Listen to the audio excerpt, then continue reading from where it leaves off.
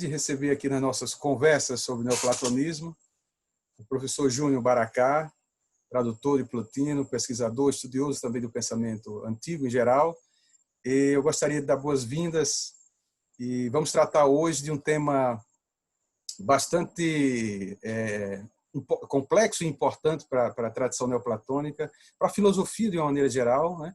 Que é essa relação eternidade e tempo, os seus desdobramentos aí no medievo, na modernidade, na contemporaneidade, ou seja, é um tema que, assim como outras grandes questões e fundantes, né, do pensamento ocidental, do pensamento de uma maneira geral, se faz presente em qualquer período ou em qualquer autor que se debruça sobre a relação do ser humano com o próprio mundo, né? Essa implicação entre esses dois conceitos aí tão importantes. Eu queria só já agradecer ao professor Júnior Baracá e pedir que, se possível, você situe um pouco a questão em relação à obra de Plotino.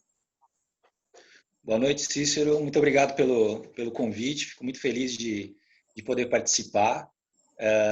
Te parabenizo por esse projeto, que é fantástico, e tenho certeza de que vai ser de extrema importância para os alunos, para os pesquisadores em geral, e eu espero que eu possa dizer alguma coisa minimamente interessante hoje à noite aqui. Muito obrigado, e é sempre um prazer poder te ver, né? Espero que a gente se veja pessoalmente em breve.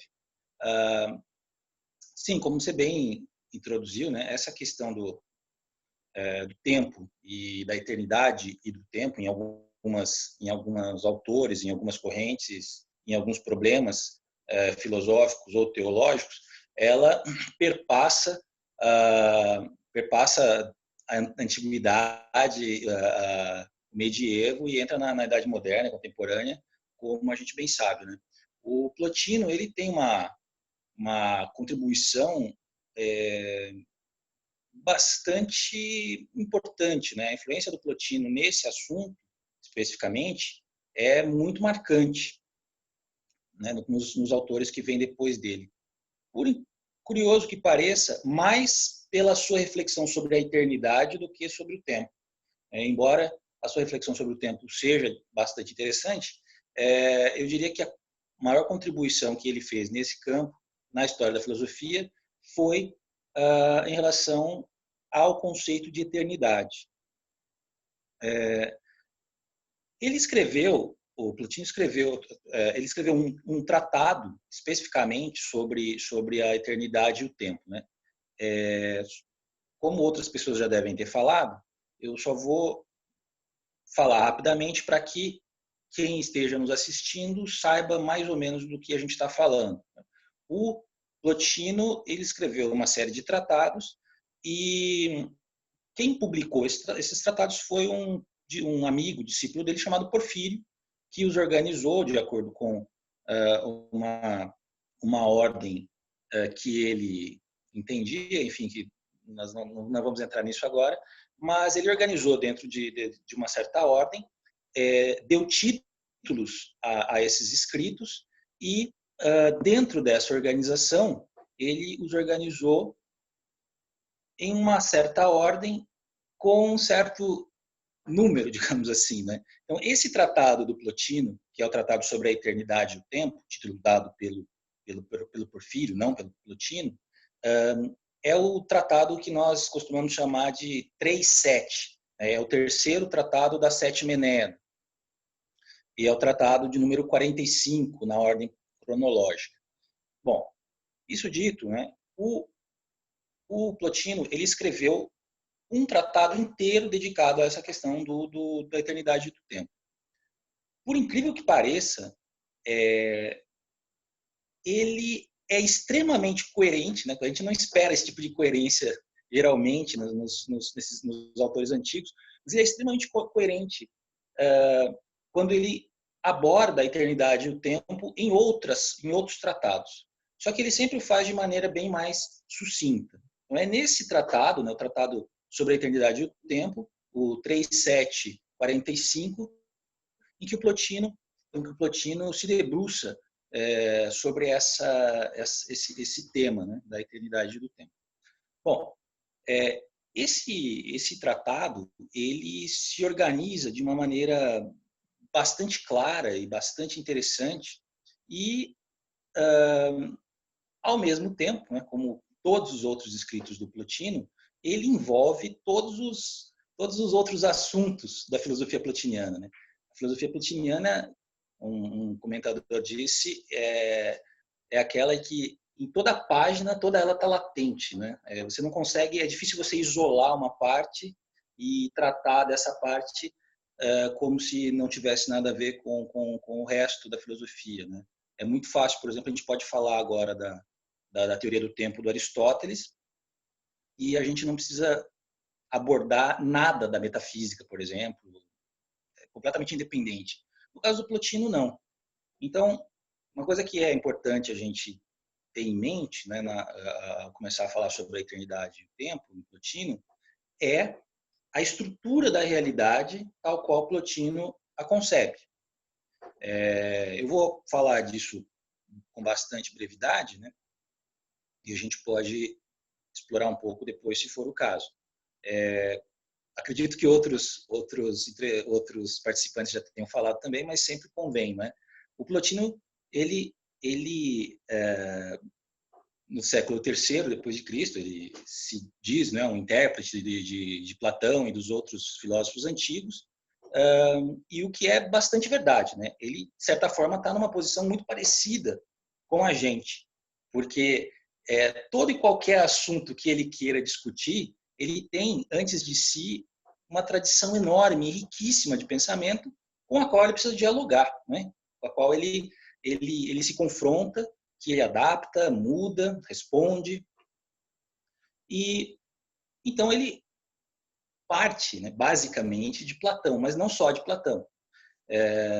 O Plotino concebia a realidade, né, ele explicava a realidade de uma maneira mais ou menos simplificada, que seria assim: existe um princípio de todas as coisas, que é um princípio absolutamente uno, simples, né, sem nenhum tipo de multiplicidade, e que é ao mesmo tempo o princípio e o fim de todas as coisas, né? Então, enquanto princípio, ele é chamado de uno, por ser absolutamente uno, e enquanto fim de todas as coisas, aquilo que todas as coisas desejam, ele é chamado bem, né? Não que sejam nomes dele, mas são apenas modos da gente se referir a ele. Bom, esse princípio, né, que a gente costuma equiparar a Deus ou algo assim, embora não seja um Deus pessoal, ele produz, por sua abundância produtiva, ele dá origem a um segundo nível da realidade, que é o nous, o intelecto, né?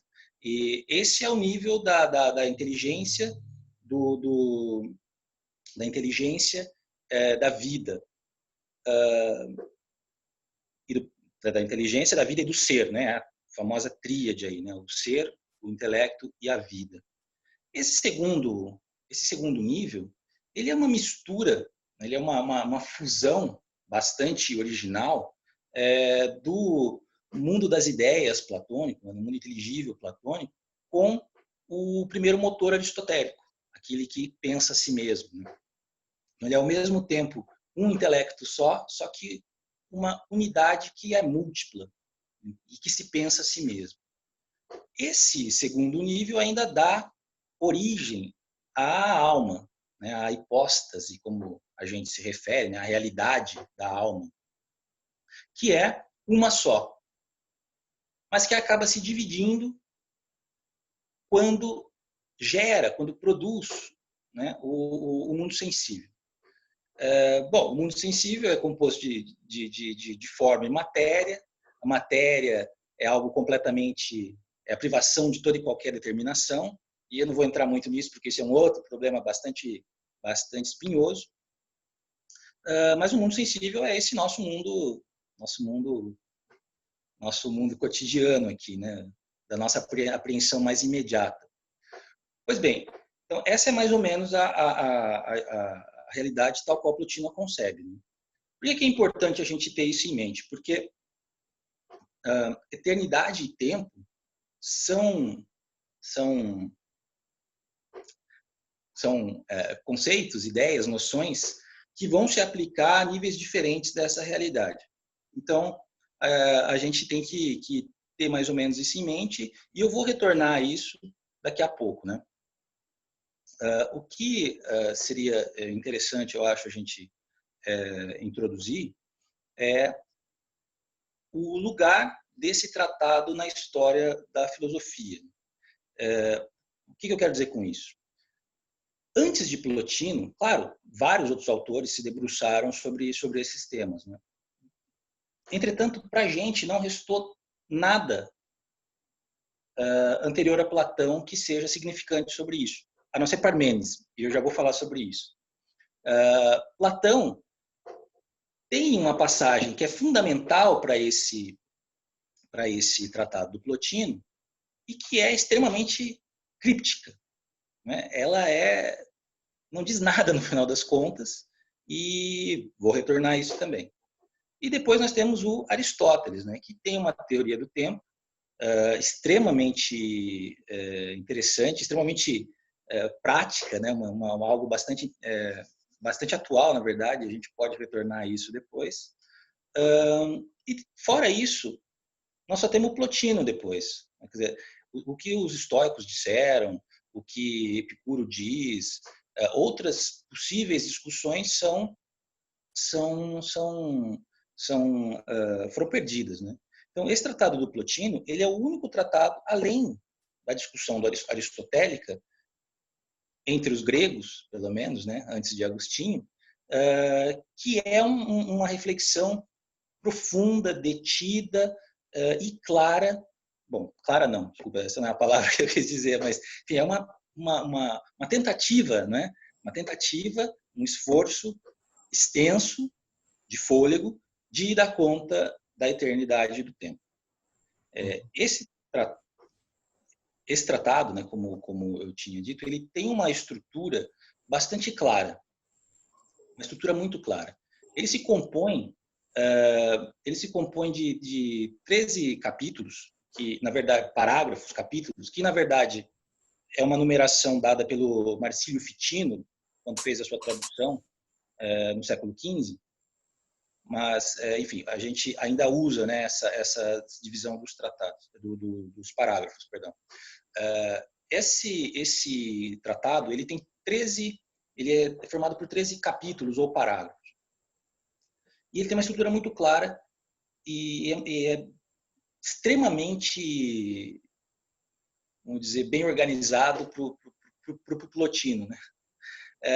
Esse tratado começa com um primeiro capítulo que é um prólogo, em que o Plotino expõe o seu método, né? Como é que a gente deve trabalhar. E é interessantíssimo, e eu vou voltar a isso. Depois dos capítulos 2 a 6, ele trata da eternidade. Dos capítulos 7 ao 7º ao 10º, ele refuta teorias do tempo, outras, né, que não são a dele e que não é a de Platão, tal qual ele vai entender. E depois, nos últimos 3 capítulos, né, do 11º ao 13º, Plotino expõe a sua própria teoria do tempo. Então, qual é o sentido dessa organização desse tratado? Essa organização ela é interessante, ela é muito expressiva pelo fato de que o Plotino expõe o seu método, o método a ser seguido, que é o método com o qual ele trabalha em praticamente todos os assuntos, e nessa exposição ele estabelece um axioma, por assim dizer. É uma definição, né, uma ideia, um conceito de Platão, mas funciona quase como se fosse um axioma. E então ele deriva todo o resto do tratado desse axioma inicial retirado do Timeu do Platão. Esse axioma, essa definição fundamental, e nós vamos retornar a isso já, né, é a definição de que o tempo é a imagem móvel da eternidade. todo o tratado do Plotino, então, é construído para explicar como é que o tempo é imagem móvel da eternidade. Qual é o sentido dessa definição? Eu já adianto, né, que, em primeiro lugar, essa definição em Platão ela não é absolutamente nada clara. Né? Se quiser, a gente pode retornar isso depois, ler a passagem e, né, os comentadores eles se debatem sobre isso, porque realmente não tem nada claro sobre isso. Né? É uma passagem extremamente críptica, só que o Plotino a entende de um modo, a interpreta, a encaixa de modo perfeito nessa sua concepção de realidade, né? Do modo como ele descreve, ele explica as estruturas da realidade. Então, o tempo é a imagem móvel da eternidade. Né? No primeiro capítulo ele explica o que ele vai fazer e a definição a partir da qual ele vai seguir, e nos outros capítulos ele faz exatamente isso. Ele mostra o que é a eternidade e depois ele vai mostrar o que é a imagem da eternidade, que é o tempo. Então, por isso é importante, né, essa ordem, essa sequência de falar primeiro da eternidade e depois do tempo, porque o tempo é a imagem da eternidade. Né? Pois bem, prossigo? Ou... Sim, né? Tudo bem, pode continuar. Você vai me cortando aí, porque a hora que eu começo a falar... Bom, então, se você Bom, se você me permite, eu posso ler o começo do Sim, tratado? Claro. Ótimo. Eu vou ler um pedaço do primeiro capítulo do tratado sobre o tempo, sobre a eternidade e o tempo, no qual Plotino enuncia o seu método de trabalho, né? Que vale para todos os outros temas, como eu disse. Ele começa da seguinte maneira: dizendo que a eternidade e tempo são diferentes entre si,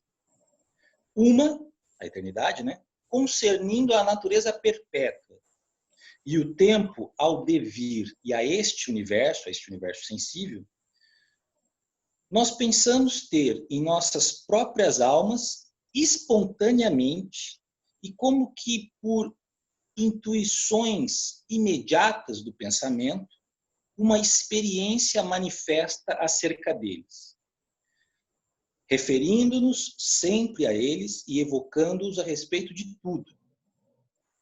No entanto, quando tentamos nos concentrar neles e como que deles nos aproximar, ficamos perplexos com os nossos pensamentos e tomamos as declarações dos antigos, que são divergentes entre si, e também as interpretamos de modo diferente, debruçando-nos sobre elas e julgando suficiente se, indagados, pudermos emitir suas declarações. E assim, felizes, dispensamo-nos de continuar a investigação acerca deles. Devemos, então, considerar quais dos antigos e venturosos filósofos descobriram a verdade e quais os que melhor a encontraram e como também para nós haveria uma compreensão dessas coisas, nós devemos examinar. Então, esse prólogo é interessantíssimo, né? Primeiro porque a gente vê que, mais uma vez, a semelhança entre o Agostinho e o Plotino, né? O que o Plotino está dizendo aqui? Sim. Todo mundo sabe o que é o tempo e a eternidade, mas se alguém me pergunta, eu não sei responder. Né? É exatamente o que o Agostinho vai dizer nas Confissões, no livro 11. Né? Mas o que é muito interessante a respeito disso é que ele parte, né, de duas noções mais ou menos aceitas, né, que o tempo está relacionado ao mundo sensível, ao devir, à mudança, né, e que a eternidade está relacionada à natureza perpétua. Essa palavra é importante, né, porque é a que ele usa, aidion, e não aionios, perpétuo. E eu já vou voltar a isso. Uhum. E introduz a coisa assim como se, né, nós estamos falando de duas realidades diferentes, todo mundo acha que isso é normal. Então, o que ele diz é justamente isso, né? A gente tem que voltar para os filósofos antigos e ver o que eles disseram. A gente vai interpretar, vai ver o que todo mundo diz, mas não é o suficiente apenas emitir a opinião dos outros, né? Nós precisamos ver como é que isso nos toca, como é que isso como é que isso como é que nós redefinimos isso, como é que nós integramos essas definições num todo coerente, né, que faça sentido para a gente. Ô, Júnior, só Fala. pegando um gancho aí com o que você está colocando, eu acho interessante você observar esse aspecto da interpretação que Plotino dá, ou seja, o trabalho de exegese, tão ali dado como estamos repetindo aqui coisas que já, né, velhas, ou coisas já antigas, ou seja, já estavam dadas, e aí você está destacando um aspecto interessante, que não é bem assim a coisa, né? Tratar de questões que estão postas, mas estão postas e integradas a uma visão da filosofia e de mundo aí que é própria, eu diria até do neoplatonismo, como tradição, como corrente, né? Exercício de interpretação do pensamento de Platão integrada a uma vivência que deixa de ser exegese pura e simples reprodução e passa a ser uma reflexão sobre, né? Uma atualização, talvez, né? Do pensamento dos antigos, né? De maneira geral, Platão, Aristóteles. Então, você acha que, só para fazer um gancho com isso aí, esse aspecto exegético de Plotino é mais do que mera exegese, ou seja, é um trabalho de atualização e interpretação, né? Sim, o Plotino, sim, né? É um trabalho de atualização, de interpretação. Até porque o Plotino, como ele diz, ele não diz que Platão disse tudo, né? Ele disse que Platão disse melhor que os Claro. outros. E, além disso, ele sempre diz que o Platão falou de modo enigmático. Uhum. Então, que nós devemos né, investigar o que ele quis dizer com isso. Esse é o segundo fator. Ou seja, quando você diz que ele não está muito claro o que ele disse, então eu vou explicar. Você começa você abre uma possibilidade de dizer coisas bem próprias, né?